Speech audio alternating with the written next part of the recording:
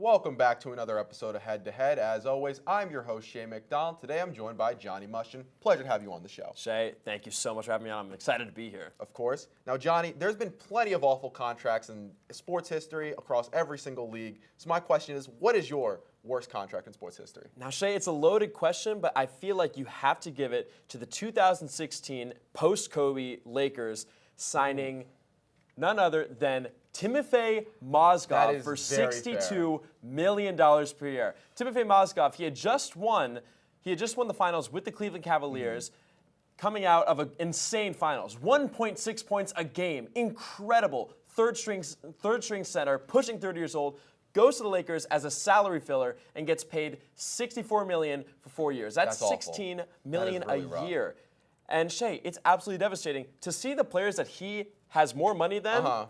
Victor Oladipo, Dennis Schroeder, Eric Gordon, Rajon Rondo, Goran Dragic, Derek Favors, Gordon Hayward. Every single player on the Minnesota Timberwolves made less money than Timofey Mozgov. Johnny, that is a very valid answer. Awful contract, one of the worst. But I'm going to go a little bit more recent. I'm going to go a little bit closer to what we're looking at in today's day. I'm going to go in the NFL, and it's Deshaun Watson. Honestly, 5 years, $230 million guaranteed, 172 dead cap hit if he's cut next year. He's missed 32 games over the last 3 years, and quite simply, he's the worst quarterback in the NFL. The NFL was considering not giving Lamar Jackson the contract he wanted because Deshaun Watson's contract was so awful. Like that, this is how awful of a quarterback he is, how awful of a contract that is, and when you combine looking at the massive offload of picks and draft capital that Cleveland gave up to get him, it might simply be the worst transaction in sports history. Now, listen, it's definitely bad, okay? You can't really defend Deshaun Watson's playing recently. But the worst quarterback in the NFL, I don't think so. I would listen, he's had his issues with his injuries. We understand that. And he has been playing terrible since this is his third season on the third Browns, season in Cleveland. But on Houston, how was he as a player on Houston, Shea? Oh, he was a phenomenal player. I mean, phenomenal player in Houston. But if you take the fact that he had a year off of football, all the other stuff we won't get into right now. But we know everybody knows what happened with him. It didn't make a lot of sense for the Browns who were building a good culture, who were building something, had a rough year because Baker had suffered some injuries, to ditch that entire plan, ditch all of that to go get a guy with all those concerns.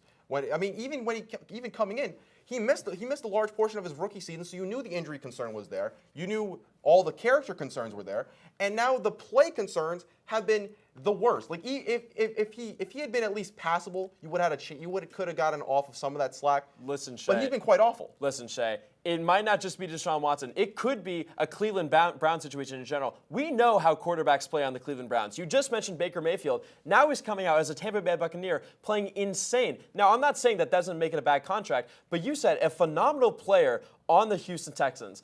Listen up, folks. Timofey Mozgov had 6 points per game in the Cleveland Cavaliers. And that might not sound too great, but that was his highest scoring season in his entire career. He went to the Lakers, and you know what Deshaun Watson is? He's still in the league. Timofey Mozgov Deshaun Watson's only in the league because if the Browns cut him, they will face the largest dead cap hit in NFL history. Timofey Mozgov was a top 30 paid player in 2016 for the Lakers when they had no one after Kobe Bryant retired. Deshaun Watson was the #1 paid player in the NFL for a certain amount of time.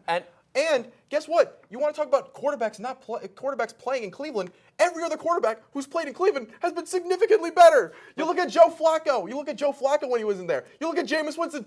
First game, he throws for 300 yards. Deshaun Watson never threw for 300 yards. Now, Shea.